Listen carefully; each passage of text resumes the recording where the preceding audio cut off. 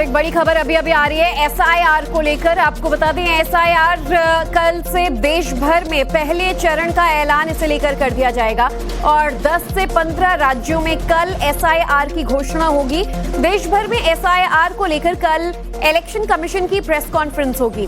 शाम 4:15 बजे के करीब चुनाव आयोग ये प्रेस कॉन्फ्रेंस करेगा और एसआईआर के अगले चरण को लेकर जो जानकारी है वो ईसी को दे दी जाएगी।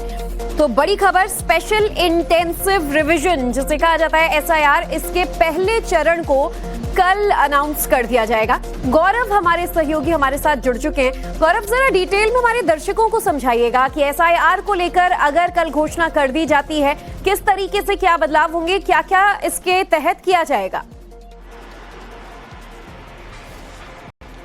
बिल्कुल, देखिए चुनावी राज्य बिहार में स्पेशल इंटेंसिव रिवीजन जो है वो पूरा हो चुका है और वो अब वहां पर मतदान होने हैं उसी रिवीजन लिस्ट के आधार पर।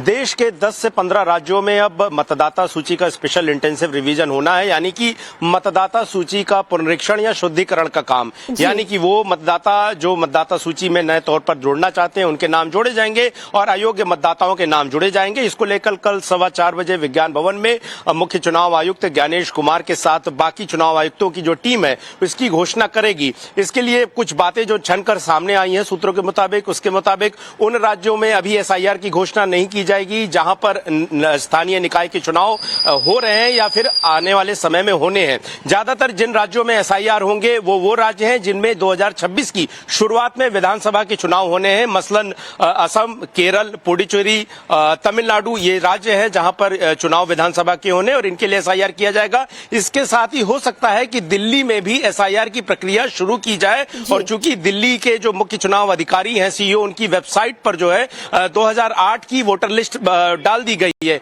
यानी कि जो पुराना एसआईआर है उसके आधार को मानकर नया एसआईआर कराया जाएगा। पुराने एसआईआर में जिन लोगों के नाम थे उन्हें अपने नाम जुड़वाने की जरूरत नहीं पड़ेगी। उसके बाद जितने भी नए मतदाता हैं या उसके बाद जिन्होंने को अपना नाम जुड़वाना है उन्हें ये सिद्ध करना पड़ेगा कि वो इस इलाके के स्थानीय नागरिक हैं और ऐसे में उनको मतदाता सूची में जोड़ा जाए।